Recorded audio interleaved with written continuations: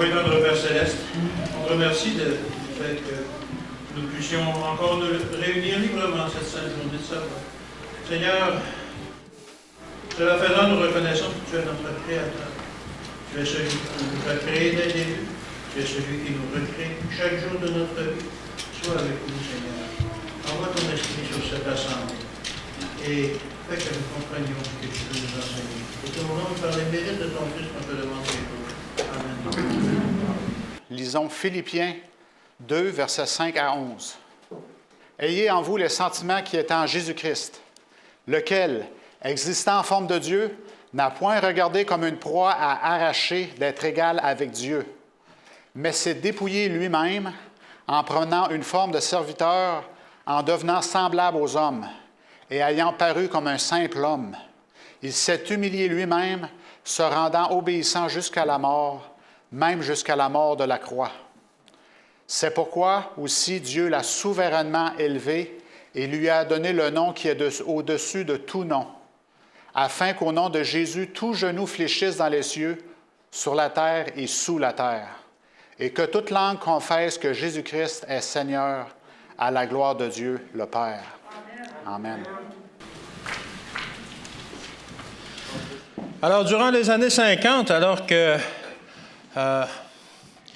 différents pays travaillaient à la conquête spatiale durant la guerre froide, on voulait montrer qu'on était les meilleurs pays, les plus avancés technologiquement, etc., etc.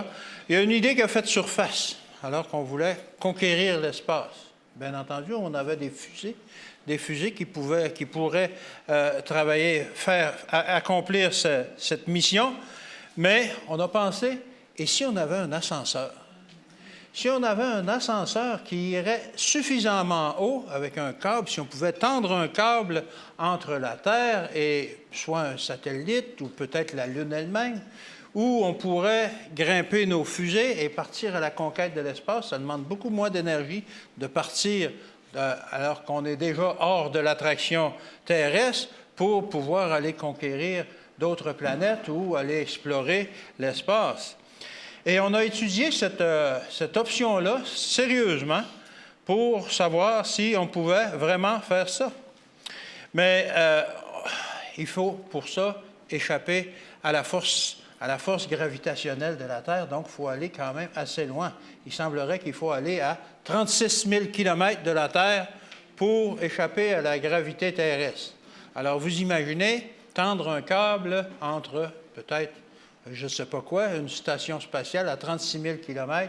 Vous imaginez la grosseur du câble que ça prend, le poids de ce câble-là. Alors, on a trouvé que c'était impossible de faire un tel ascenseur. Et on a donc utilisé les fusées que l'on connaît aujourd'hui, différentes fusées, qui servent justement à lancer des satellites et faire monter des hommes dans l'espace. Mais présentement, avec le développement de nouveaux matériaux qui sont plus solides que l'acier, qui sont plus légers, cette idée a bizarrement refait surface. Et on a quand même examiné encore une fois cette idée-là. Et si on pouvait installer un ascenseur qui nous permettrait d'aller dans l'espace et de laisser les fusées conventionnelles, où on aurait besoin de fusées moins puissantes si on réussit à les monter le long d'un câble et de les lancer là-bas. Ils n'ont pas réalisé ça encore. On sait que les hommes lancent encore leurs satellites avec des fusées. Je pense que les défis technologiques sont encore trop élevés. Mais alors qu'on parle maintenant de la conquête de la planète Mars, on parle sérieusement de la conquête de la planète Mars présentement, alors il va devoir envoyer beaucoup de fusées et tout ça pour aller explorer. Et cette idée-là refait surface. Mais lorsque l'on parle de la conquête de la planète Mars, comme on veut le faire présentement, et qu'on parle de cet ascenseur-là qui s'élève jusque dans l'espace, ça me fait penser à une chose, ça ressemble beaucoup à la tour de Babel, où on voulait faire une tour où probablement qu'on ne pourrait pas mettre tout le monde de la Terre au sommet de la tour, mais que certaines personnes pourraient échapper au déluge que Dieu avait dit qu'il n'enverrait pas. Et la même chose aujourd'hui, on espère aller conquérir la planète Mars, la coloniser pour lorsque la planète va être détruite, parce qu'il semblerait que même les scientifiques pense que la planète est rendue au-delà de ce qu'elle peut supporter. Et alors, un petit groupe de terriens ou de martiens maintenant pourrait survivre et repartir la civilisation. Alors, on parle maintenant d'une nouvelle tour de Babel. Mais ce n'est pas ça le sujet de ma prédication, mais ça sert à illustrer ce que je veux vous amener.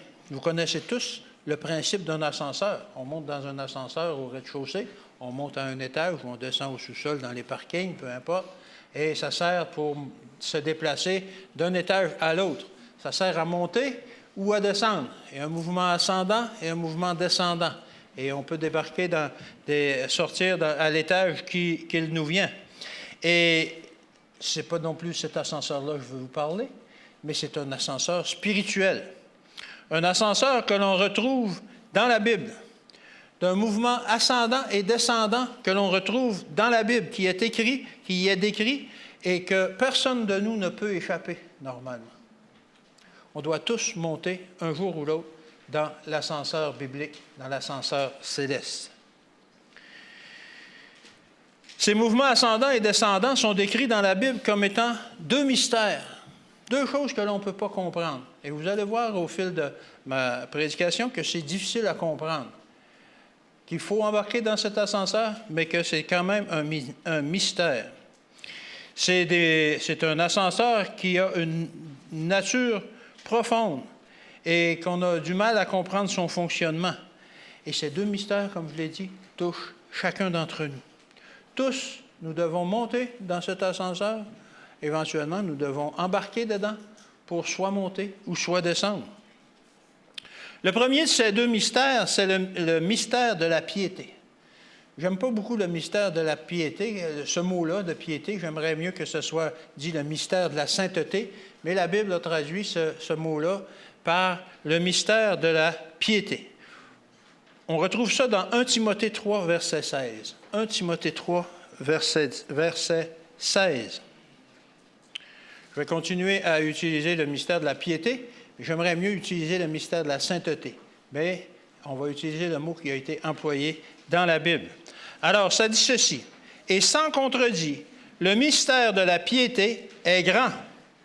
Celui qui a été manifesté en chair, justifié par l'Esprit, vu des anges, prêché aux gentils, cru dans le monde et élevé dans la gloire. » Bon, qu'est-ce que ça veut dire tout ça? Est-ce que vous voyez un ascenseur là-dedans? Peut-être que vous ne voyez pas un ascenseur, mais effectivement qu'il y a un ascenseur qui monte et qui descend. Alors, dans ces versets, il y a une séquence claire de mouvements descendants et ascendants. Voyons voir. Celui qui a été manifesté en chair. Alors, on parle de qui ici? On parle de Jésus.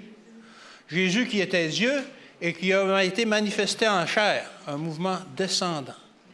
Alors, il est descendu. C'est Jésus lui-même. De divin qu'il était, il a pris la forme d'un homme, le mouvement descendant. Puis, il a dit qu'il a été justifié par l'Esprit. Ce mouvement fait référence à sa résurrection.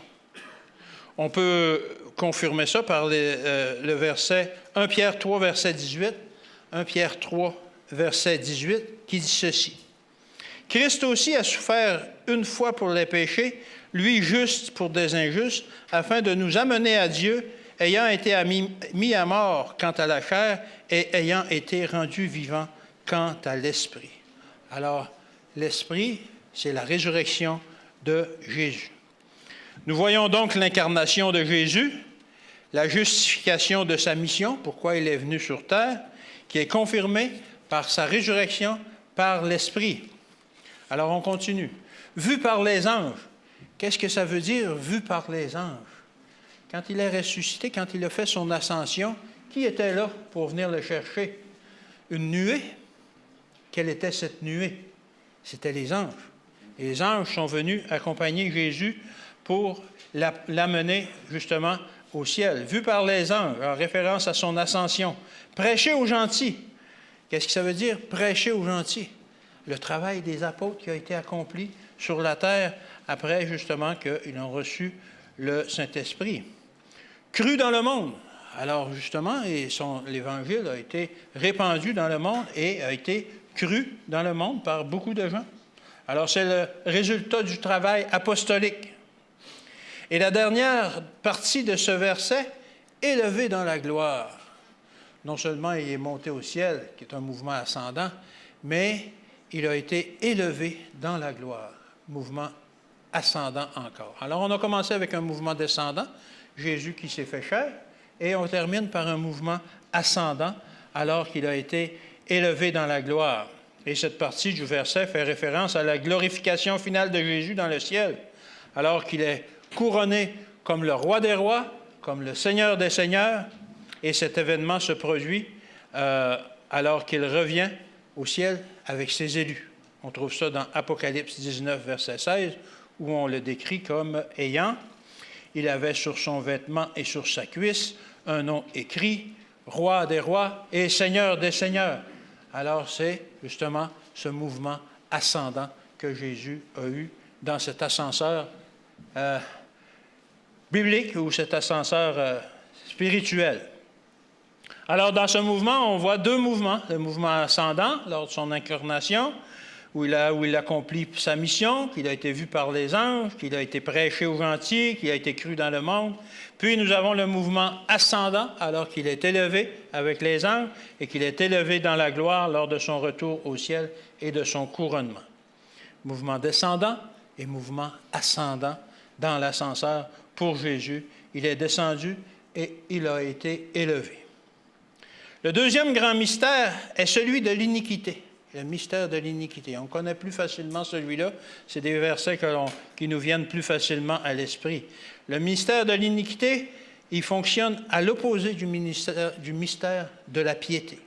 Il y a premièrement un mouvement ascendant, suivi par un mouvement descendant, contrairement à tantôt où il y avait un mouvement descendant et un mouvement ascendant. 2 Thessaloniciens 2, versets 3 et 4. 2 Thessaloniciens 2, versets 3 et 4.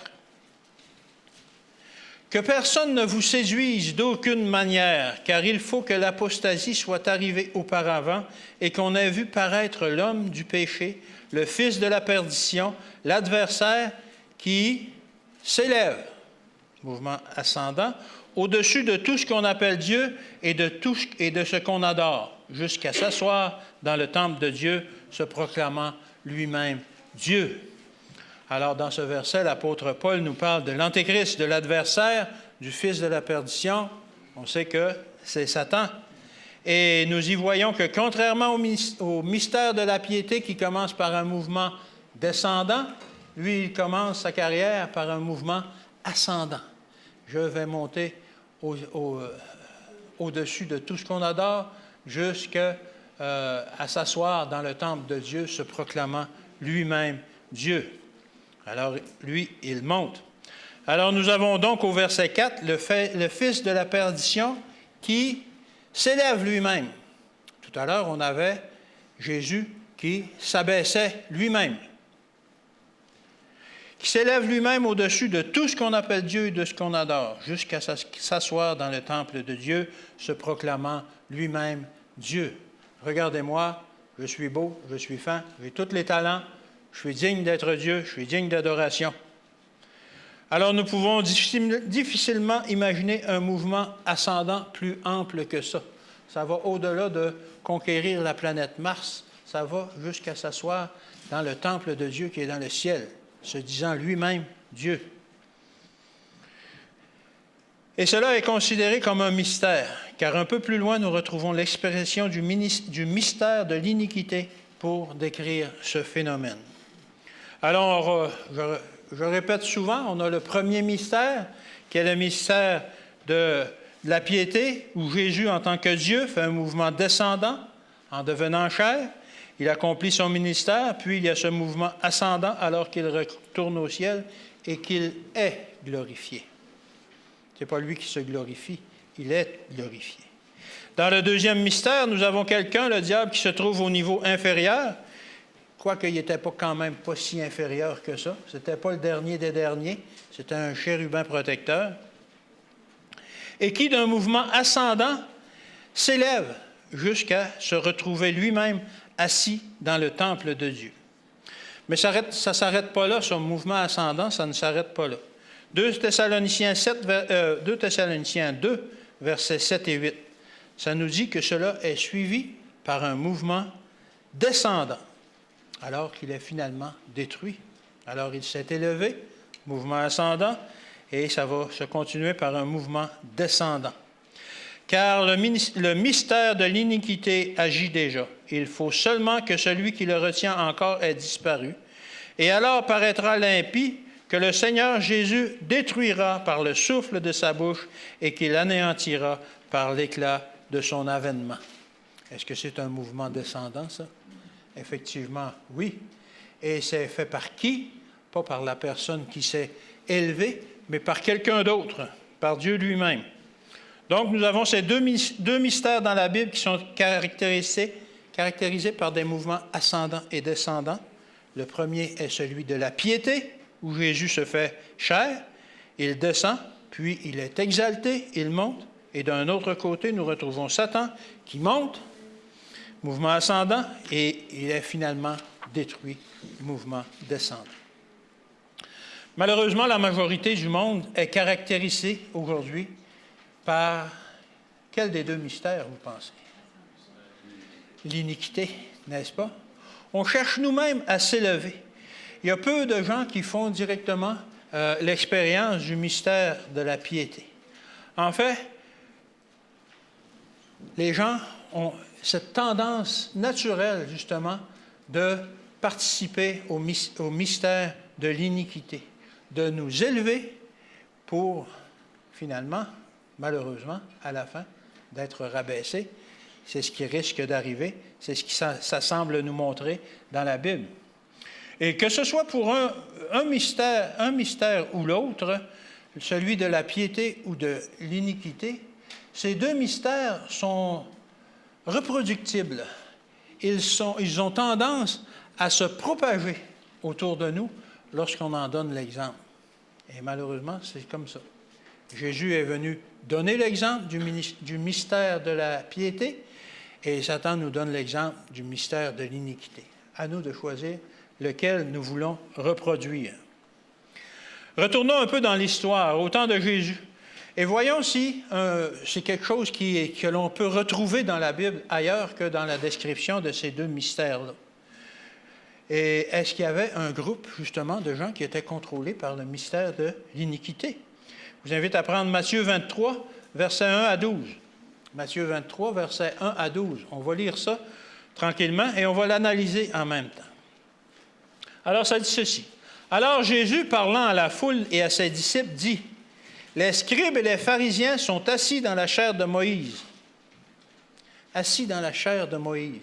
Ça ne nous fait pas penser un peu à 2 Thessaloniciens 2, verset 4, qui nous dit que Satan voulait s'asseoir dans le temple de Dieu, se disant lui-même Dieu. Et Jésus utilise ces mots-là, dans la chair de Moïse, parce que ça a une signification particulière pour les gens à cette époque-là. C'était une description de gens de pouvoir. C'était un signe de pouvoir, c'était un signe de prestige, d'autorité. Et ces gens-là sont assis dans la chair de Moïse. Alors, c'est des enseignants, c'est des maîtres, c'est des gens sur qui, normalement, on peut compter. C'est des gens qui sont très élevés. Malheureusement, ce poste leur permettait de contrer la vie spirituelle des gens et de leur dicter ce qu'ils devaient croire. Ils dictaient vraiment ce que les gens devaient croire par toutes sortes de règles, par toutes sortes de choses qu'ils mettaient justement des entraves sur la vie des gens. Au verset 3 maintenant, c'est Jésus qui parle, rappelons-nous, et il continue comme ceci. « Faites donc et observez tout ce qu'ils vous disent, mais n'agissez pas selon leurs œuvres, car ils disent et ne font pas. Ils lient des fardeaux pesants et les mettent sur les épaules des hommes, mais ils ne veulent pas les remuer du doigt. » Autrement dit, ils voulaient que chacun les serve, mais eux n'étaient pas prêts à faire rien pour personne. Quelqu'un était dans le besoin, et on retrouve une parabole de Jésus, l'homme qui était blessé, et le pharisien passe, et on ne fait rien pour lui, et d'autres personnages, et finalement, c'est un étranger qui soigne justement cette personne-là qui a été attaquée. Au verset 5 maintenant. Ils font toute leur action pour être vus des hommes. Ainsi, ils portent de larges phylactères et ils ont de longues franges à leurs vêtements. On voit maintenant que, justement, alors qu'on disait qu'ils étaient assis dans la chair de Moïse et que maintenant ils portent de larges phylactères, c'est cette petite boîte qu'ils ont sur le front avec des versets bibliques pour montrer que, eux, ils ont la connaissance, ils ont cette spiritualité-là qui va leur permettre d'être les plus grands dans le monde. Et on voit ce mouvement ascendant. Ils s'élèvent justement dans la chair de Moïse, ils s'élèvent assez haut. Ils ont des franges à leurs vêtements pour montrer qu'ils sont de grands personnages, etc. Au verset 6, ils aiment quelle place?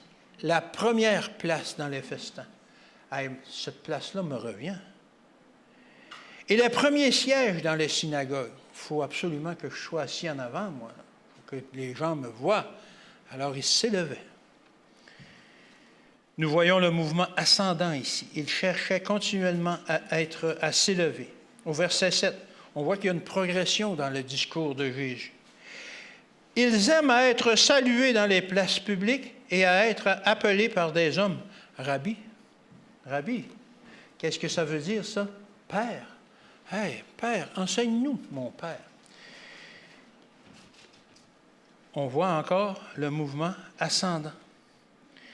Et Jésus continue, Rabbi, mais vous, ne vous faites pas appeler Rabbi, car un seul est votre maître, et vous êtes tous frères, et n'appelez personne sur la terre votre Père, car un seul est votre Père, celui qui est dans les cieux.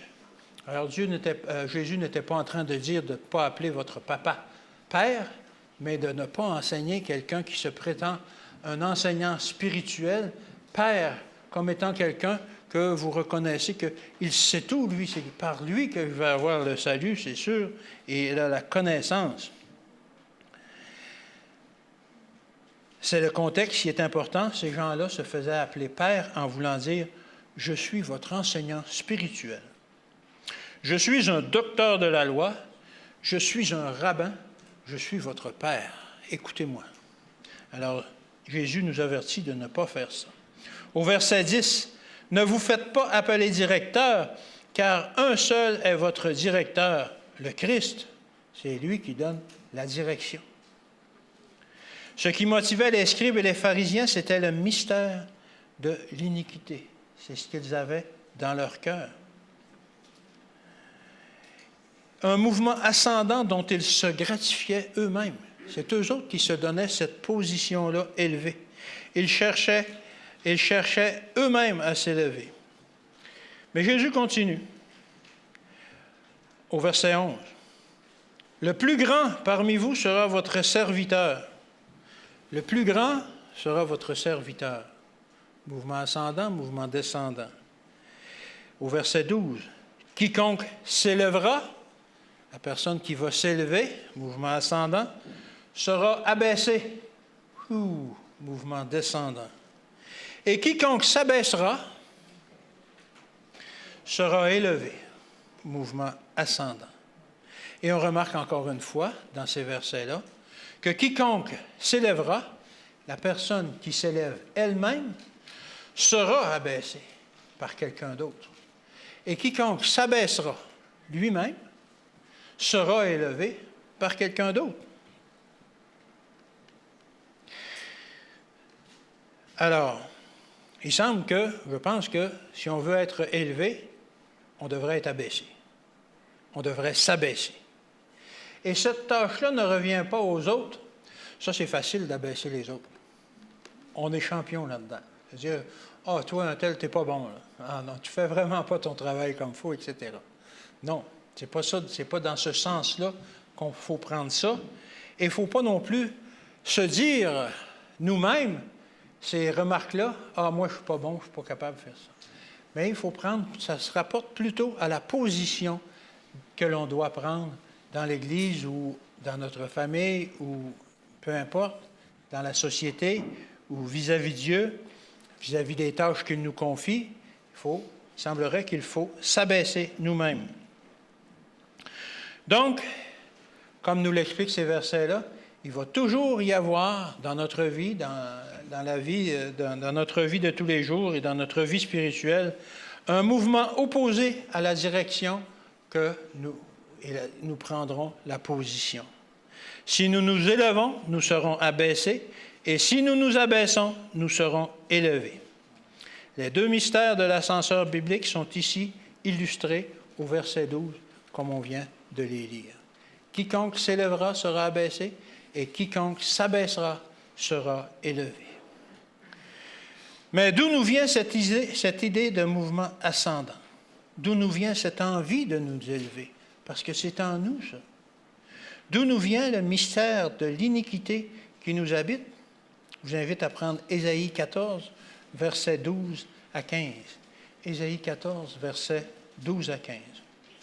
Vous remarquerez les différents mouvements dans ce verset-là, ascendant et descendant. Alors, te voilà tombé du ciel, astre brillant, fils de l'aurore, tu es abattu à terre, toi le vainqueur des nations.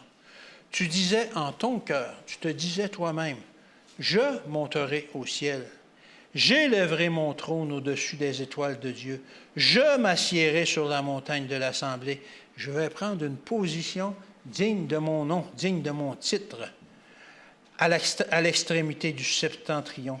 Je monterai sur le sommet des nues, je serai semblable au Très-Haut, mais tu as été, je pense qu'ils ont coupé le câble de l'ascenseur, là, précipité, dans le séjour des morts, dans les profondeurs de la fosse. Mouvement ascendant, suivi par un mouvement descendant. Puisque tu t'es élevé toi-même, tu seras précipité dans le séjour des morts au plus profond de la fosse. Tu as voulu t'élever au plus haut, tu seras précipité au plus bas. Celui qui s'exalte lui-même par quelqu'un d'autre sera humilié. Le problème dans ce verset, on l'a souligné, j'ai mis l'emphase sur le problème de ce verset, c'est le « je ». Je monterai au plus haut, je m'assiérai sur la montagne, j'élèverai mon trône, etc. Je serai semblable au Très-Haut. C'est un problème d'orgueil. C'est un problème avec le moi. Donc, le mystère de l'iniquité vient du problème de l'orgueil que nous avons en nous. En fait, c'est un problème de vision. On est, quand on ne voit pas loin, c'est pas presbyte, c'est myope. On est myope, on voit tout près, on regarde seulement nous-mêmes. Et comme on dit dans notre langage, on se regarde le nombril. Et on ne voit pas les autres qui sont autour de nous parce que notre vision est seulement centrée sur nous-mêmes. Nous nous regardons nous-mêmes, notre regard reste centré sur nous. Regardez, puis on espère que les autres gens vont faire comme nous, qu'ils vont nous regarder aussi. Regardez comme je suis beau, comme je suis grand, comme je suis compétent, etc. Comme disait Satan dans ces versets-là. Je m'élèverai, je mérite ça, j'ai la capacité, etc., etc. Ézéchiel 28, versets 14 à 20. Ézéchiel 28, 14 à 20. Remarquez encore les mouvements ascendants et descendants. Tu étais un chérubin protecteur aux ailes déployées. Je t'avais placé et tu étais sur la montagne de Dieu. Tu marchais au milieu des pierres étincelantes. Tu as été intègre dans tes voies depuis le jour où tu fus créé jusqu'à celui où l'iniquité a été trouvée chez toi. Par la grandeur de ton commerce, tu as été rempli de violence, tu as péché. Je te précipite de la montagne de Dieu. Je te fais disparaître, chérubin protecteur, du milieu des pierres étincelantes. Ton cœur s'est élevé à cause de ta beauté. Tu as corrompu ta sagesse par ton éclat. Je te jette par terre. Je te livre en spectacle au roi par la multitude de tes iniquités. Par la multitude de ces iniquités, s'élever soi-même serait-il un péché? Il semblerait que oui. Par l'injustice de ton commerce, tu as profané tes sanctuaires. Je fais sortir du milieu de toi un feu qui te dévore. Je te réduis en cendres sur la terre, ô Dieu de tous ceux qui te regardent. Tous ceux qui te connaissent parmi les peuples sont dans la stupeur à cause de toi, parce qu'on le voyait tellement haut, maintenant il n'est rendu que cendre sur la terre.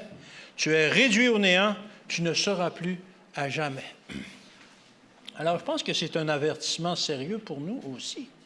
Alors qu'on a à choisir entre le mystère de la piété et celui de l'iniquité. Le mystère de l'iniquité, on voit vraiment jusqu'où on peut être précipité lorsque l'on utilise ce mystère pour nous-mêmes, que l'on s'élève et que l'on risque d'être précipité, justement, à terre et de disparaître.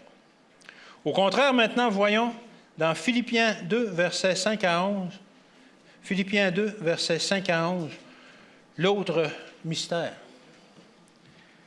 le mystère de la piété. C'est un passage très connu aussi. Ça commence comme ceci. « Ayez en vous les sentiments qui étaient en Jésus-Christ. » Quels sentiments qu'on doit avoir?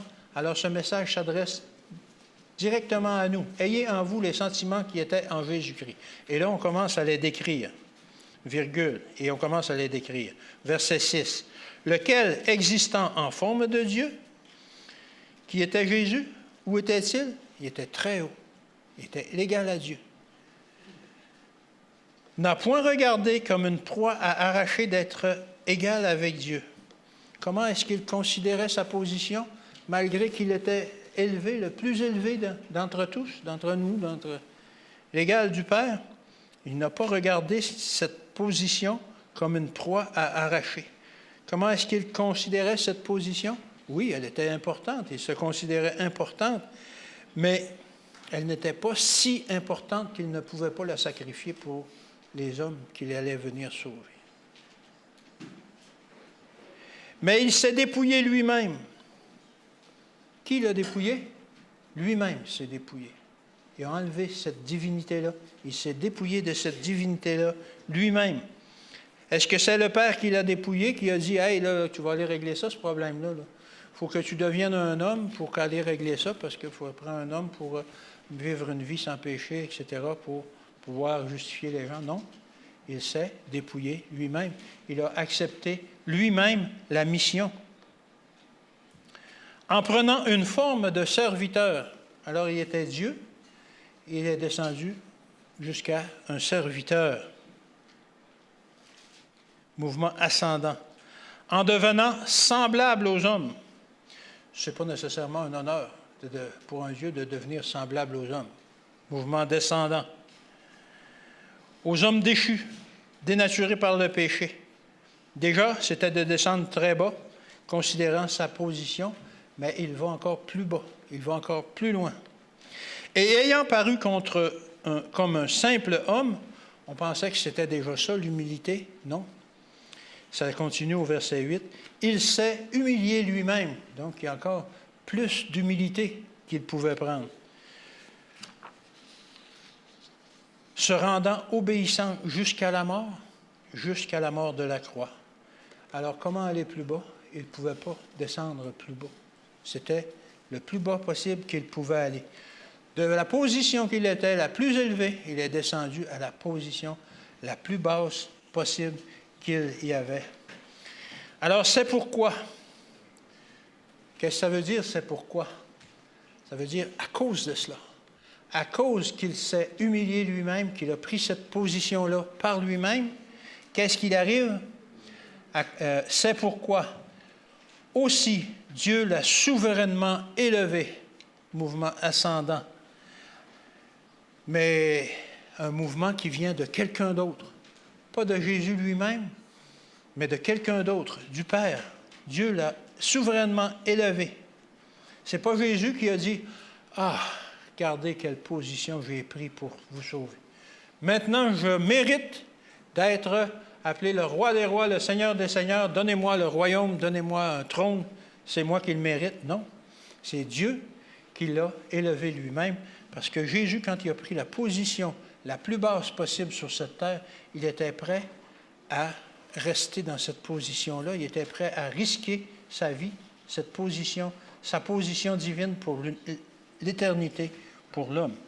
Alors Dieu l'a souverainement élevé au plus haut rang et il lui a donné le nom qui est au-dessus, mouvement ascendant, de tout nom. Au-dessus de tout nom. Il l'a élevé à la position la plus haute. afin qu'au nom de Jésus, tout genou fléchisse dans les cieux, sur la terre et sous la terre, et que toute langue confesse que Jésus-Christ est le Seigneur, à la gloire de Dieu le Père. Amen.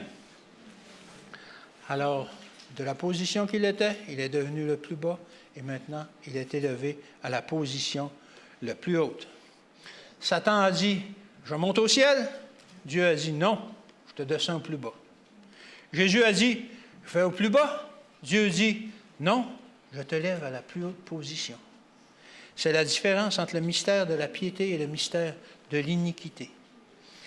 Le mystère de l'iniquité est quand quelqu'un veut s'élever au plus haut et qu'il veut être reconnu, qu'il veut prendre une position de pouvoir. Au contraire, le mystère de la piété est lorsque quelqu'un accepte la position que Dieu veut pour lui, humblement et joyeusement. Dieu avait placé Satan dans une position au-dessus de tous les anges. Il était un chérubin protecteur, mais lui, il voulait une place encore plus élevée. Il n'acceptait pas la place que Dieu lui avait réservée. Est-ce que nous acceptons la place où Dieu nous a positionnés dans nos familles, dans la société, dans notre Église, etc.? La nature même nous enseigne le principe de l'ascenseur biblique. Vous connaissez le cycle de l'eau? Les jolis nuages dans le ciel qui donnent la pluie qui tombe, qui s'écoule sur le flanc des montagnes, qui fait fleurir la végétation, etc., qui s'écoule en donnant la vie, en faisant vivre les poissons, les bêtes qui sont autour et qui retournent dans la mer, et où le soleil la fait s'évaporer à nouveau, et elle retourne dans les nuages. De la position qu'elle était, elle s'est abaissée, maintenant elle est élevée. Alors c'est une illustration qui nous aide peut-être à comprendre. Malheureusement, dans notre monde, nous retrouvons en majorité le mystère de l'iniquité au lieu du mystère de la piété.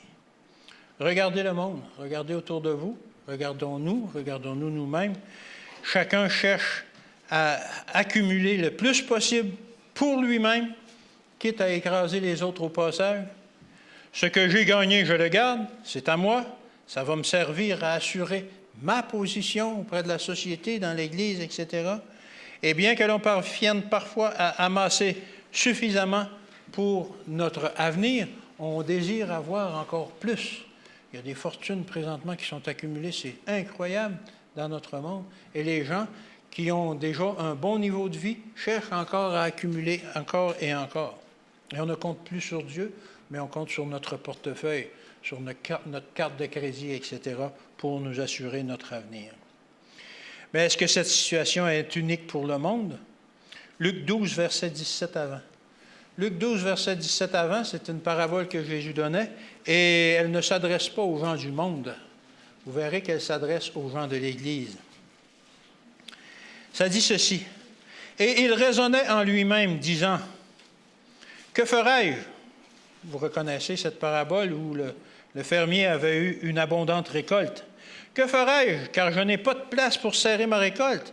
Voici, dit-il, ce que je ferai. J'abattrai mes greniers, j'en bâtirai de plus grands, j'y amasserai toute ma récolte et tous mes biens, et je dirai à mon âme, tu as beaucoup de biens en réserve pour plusieurs années. Repose-toi, mange, bois et réjouis-toi. » Est-ce qu'on reconnaît un peu la façon dont c'est présenté avec le ministère de l'iniquité qui nous était présenté tout à l'heure? Voici ce que je ferai. J'abattrai mes greniers, j'en bâtirai de plus grands, j'y amasserai ma récolte. Et je dirai à mon âme, regarde comme tu es grand, repose-toi, tu en as pour plusieurs années, pas besoin de te fatiguer. Tu y es parvenu, tu es maintenant un homme riche, les gens autour de toi vont t'admirer, vont te respecter, tu t'es fait un nom. Voici, tu es en bonne position, tu es dans une position élevée. Alors, cette parabole que Jésus racontait, ce n'était pas une parabole pour les gens de l'extérieur, c'était une parabole pour les gens de l'Église. C'est à nous de la comprendre pour nous.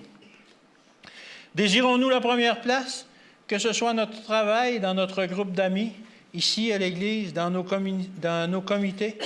Sommes-nous de ceux qui veulent que les autres soient à notre service ou sommes-nous de ceux qui veulent servir?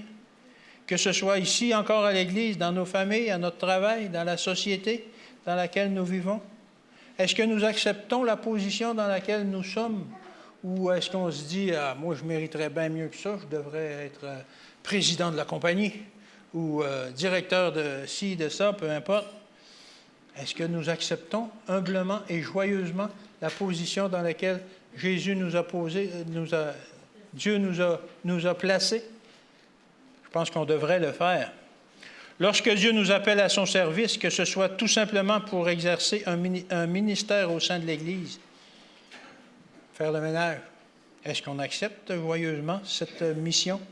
Préparer une union de prière, la présenter, effectuer des tâches de service, assister à ces réunions, rendre un service à un membre dans le besoin, lire notre Bible, prier, donner des offrandes. C'est toutes des choses à laquelle on est appelé par notre position qu'on a dans l'Église. Quelle est notre réponse? Est-ce qu'on répond à Dieu, « Ah, merci d'avoir pensé à moi, mais je n'ai pas le temps. Ah, je n'ai pas le goût. Je n'ai pas l'énergie, je suis rendu vieux. Je n'ai pas d'argent. Je ne peux pas donner comme je voudrais. Ce travail-là, ce n'est pas à la hauteur de mes compétences. Moi, je pourrais faire bien mieux que ça. » Est-ce que c'est ça notre réponse? Ou est-ce qu'on accepte allègrement la position que Dieu nous appelle? Est-ce qu'on n'a pas le temps pour les choses de Dieu?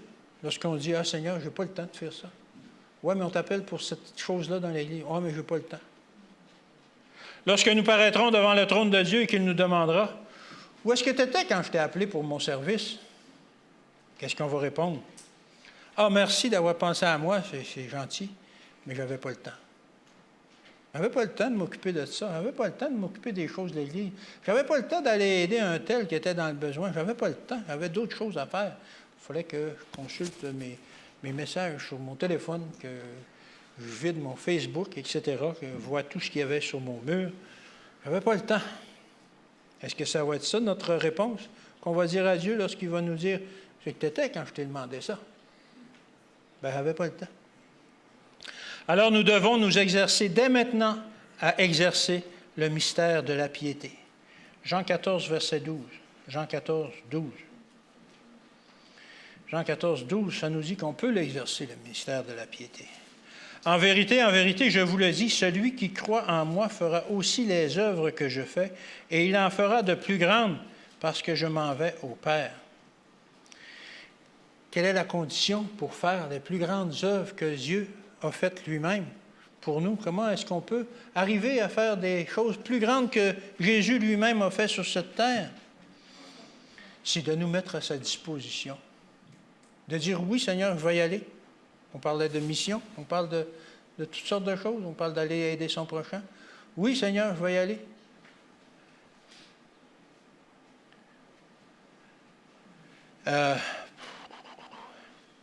Revenons sur Philippiens 2, versets 5 à 11. Savez-vous que l'essence de ces versets est souvent mal comprise, alors que l'on parle justement que Jésus, c'est de divin qu'il était, il s'est humilié lui-même, tout ça. Et on dit, « Hey, quel grand Dieu nous avons! Quel grand Dieu nous avons! » Et on est émerveillés de ça. Mais savez-vous que ce n'est pas l'essence de ce verset, de ce passage-là n'est pas dans ce que Jésus s'est vidé de lui-même, etc., puis qui est venu se positionner au plus bas. Ce n'est pas ça le message. En réalité, c'est vrai que ça fait partie du message, mais le message est au verset 5. Philippiens 2, verset 5.